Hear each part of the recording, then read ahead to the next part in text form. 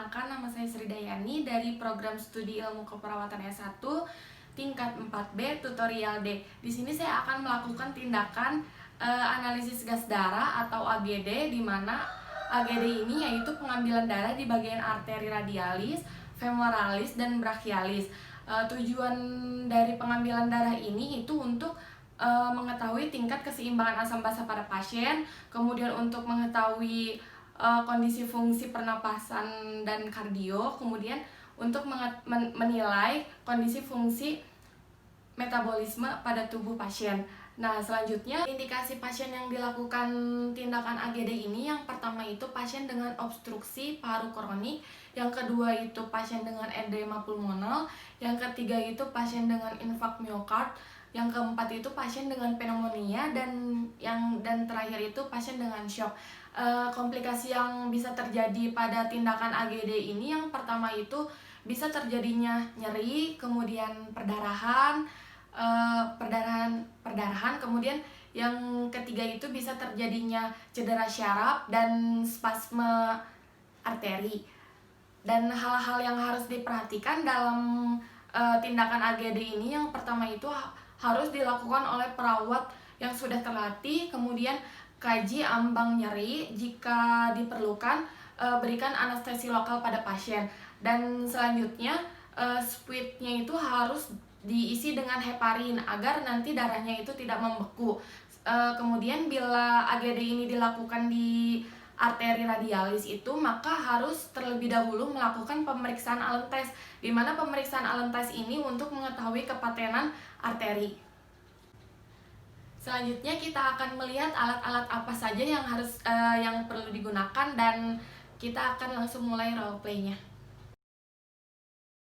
Persiapan alat. Untuk alat-alatnya sendiri di sini ada bengkok, kemudian ada untuk kapas betadin, ada plester, ada heparin, kemudian ada anestesi lokal, iodin, kemudian bengkok yang berisi es batu, gloves yang sekali pakai, pengalas, kemudian ada termometer, alkohol swab, kasa steril, gunting, dan spuit, kemudian ada handuk untuk bantalan tangan atau hiperekstensi tangan, kemudian ada gabus untuk ujung needle dan pengalas.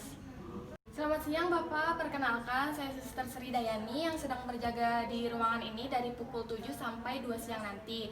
Nah Bapak, hari ini saya akan melakukan tindakan pengambilan darah. Akan tetapi pengambilan darah sekarang ini cukup berbeda ya Pak, karena akan dilakukan di arteri radialis. Nah pada saat nanti akan dilakukan pengambilan darah, itu akan menimbulkan rasa sakit kepada Bapak sedikit ya Pak ya, karena memang pengambilan darah ini berbeda dengan seperti biasanya. Nah, untuk tujuan dari pengambilan darah di arteri radialis ini untuk mengecek keseimbangan asam basa Bapak, dan komplikasi yang akan terjadi itu salah satunya ada perdarahan. Tapi di sini saya akan berusaha semaksimal mungkin agar tidak terjadi perdarahan. Jadi nanti pada saat sebelum dilakukan pengambilan darah akan dilakukan pemeriksaan Allen test ya Pak ya. Tujuan Allen test ini untuk memeriksa kelancaran peredaran darah Bapak. Sebelumnya ada yang mau ditanyakan Pak? Jika tidak ada, saya kontrak waktu untuk tindakan ini mungkin 5-10 menit. Apa Bapak bersedia? Jika Bapak bersedia, saya akan mempersiapkan alat-alatnya dulu ya Pak. Nanti saya akan kembali lagi ke sini.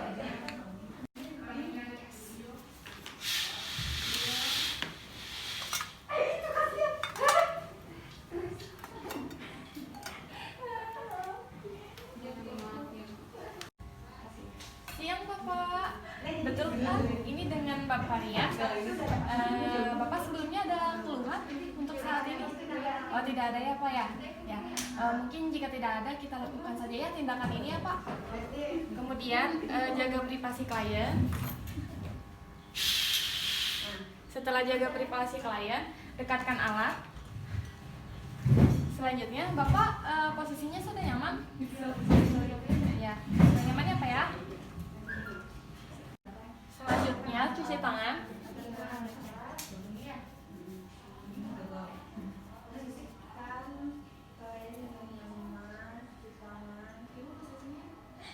Pak, kita cek suhunya terlebih dahulu ya Pak. Apa sih udah gini? Udah gini dan langsung persiapan alat. suhunya normal ya Pak, 36,5. Selanjutnya palpasi arteri. Setelah palpasi arteri, pakai sarung tangan yang sekali pakai.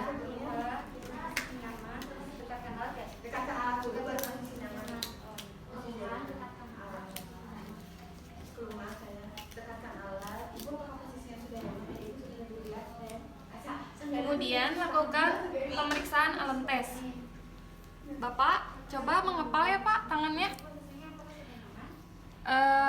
Pemeriksaan alam tes ini pasien mengepal 5-10 detik. Setelah itu diraba. Kemudian lepaskan tangannya. Apakah aliran darah itu kembali kurang dari 2 detik. Kemudian berikan alas dan bantalan pada tangan. Bapak punten ya Pak. Kita pasang bantalannya dulu ya Pak untuk hiperekstensi tangan. Nah, setelah itu raba kembali arteri radialis dan rasakan pulsasi yang paling keras. Ini dilakukan dengan menggunakan jari telunjuk dan tengah. Setelah itu desinfeksi menggunakan jodium.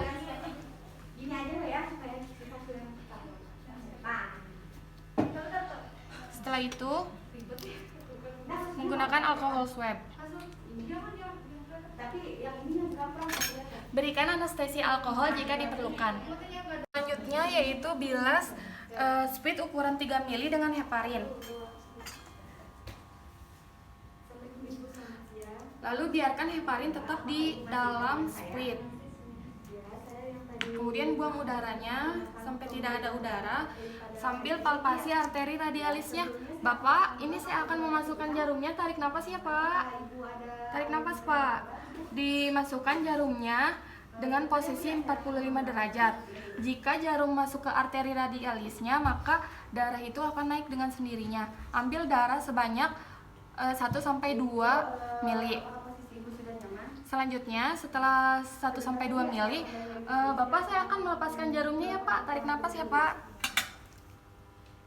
Tarik napas Pak. Setelah itu simpan jarum di busa sambil diputar-putar agar si heparin itu bercampur dengan darah, dan lakukan dip ini 5-10 menit. Selanjutnya masukkan spuit ke dalam kom yang sudah berisi es batu.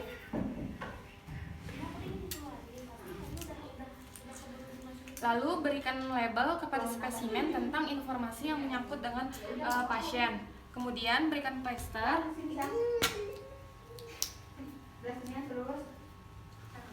Terus agak ke mutek. Nah itu. Kalau kayak gini juga satu. Oh. Nah gitu. 1, 2, 3. Dan segera kirim spesimen ini ke laboratorium. Bapak, tindakannya sudah selesai ya Pak ya? Selanjutnya bereskan alat. Punten ya Bapak.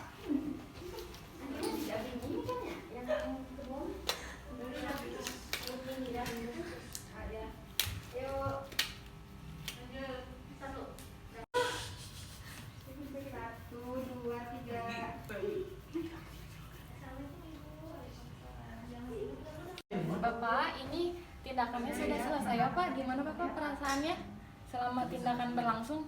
Oh, merasakan sakit ya Pak ya? Gak apa-apa ya Pak, memang seperti itu jika mengambil darah di arteri radialis, karena berbeda dengan di vena ya Pak ya.